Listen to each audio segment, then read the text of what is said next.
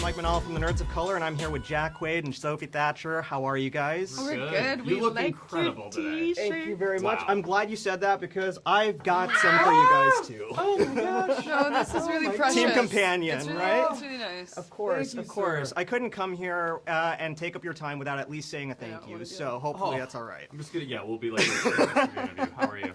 Good, Yeah. thanks. My stylist is gonna kill you. The pants are great. I don't know. I think we look good, right? Yeah. We're team companions. So Oh there you yeah, go. big time. Jack, if I could start with you. Yes, you Sorry. I think, we're used to seeing you playing the nice guy in so many roles, whether it's Huey and the Boys or Superman in My Adventures with Superman. Yeah, right. Yeah. And the funny thing is, with a character like Josh, we take those nice guy tropes and we kind of mold them into something actually sinister. Yeah. So as an actor, how do you approach taking the qualities of being like a nice guy and kind of molding that into something slimy and just despicable? Yeah, that was kind of the reason why I don't know, I loved this script, period. I read it for the first time, and I'm like, this is one of the best scripts I've ever read, ever. But with the character of Josh, I think the biggest challenge was finding empathy for him, because he really does do some despicable things. And I think that ultimately came down to, I think he's just one of the most insecure characters I've ever played in my life. And I think that causes him to do really gross, despicable things. And I eventually I whittled it down to, I think he's a guy who has not heard the words "I love you" a lot in his life. And I think that makes it so that he's just desperate for approval and love, and he's doing really insane things to get it.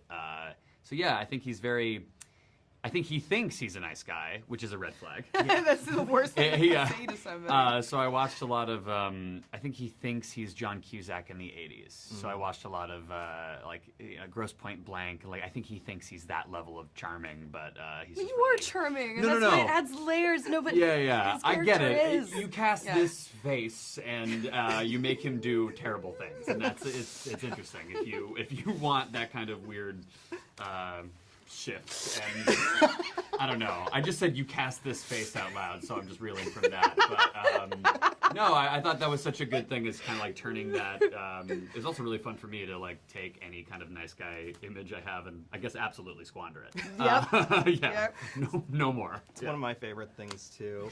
Sophie, for me, if I may gush a bit, you are phenomenal in this movie. Hell yeah. And your performance lends itself to a character that I think is going to become an iconic feminist character, an iconic feminist protagonist. Thank It's you. it's That means a lot. of course. I don't think I'm, exaggerating when I say we're living in a time right now where I think realistically we're seeing male toxicity everywhere. Oh. We're seeing people just, take away rights for women and not care about their feelings, what they need. But I think with this character, we need her the most now. Absolutely. And I wanted to ask you, as the face of this iconic character and the one that that just created all this soul into her, what is the message that you hope people walk away with after they finish seeing Companion and they meet Iris?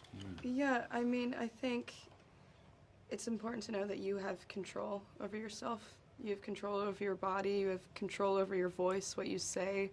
I think it's really hard right now when you feel like, as a woman, you don't even have control over your own body. It's ridiculous.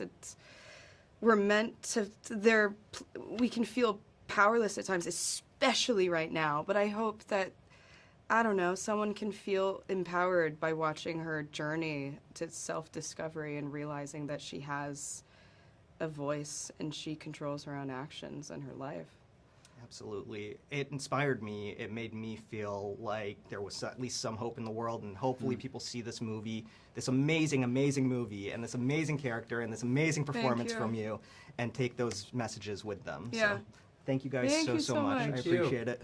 Fanboys, professional artists, and professors. Maybe a nerd who's just like you, talking about the things that you like too. So I invite you to the NOC. In full color, you see me. The hard knock life. Comics, movies, and TV. Yeah. Pop culture with a different perspective. Watch it on your screen, hit play, so check this.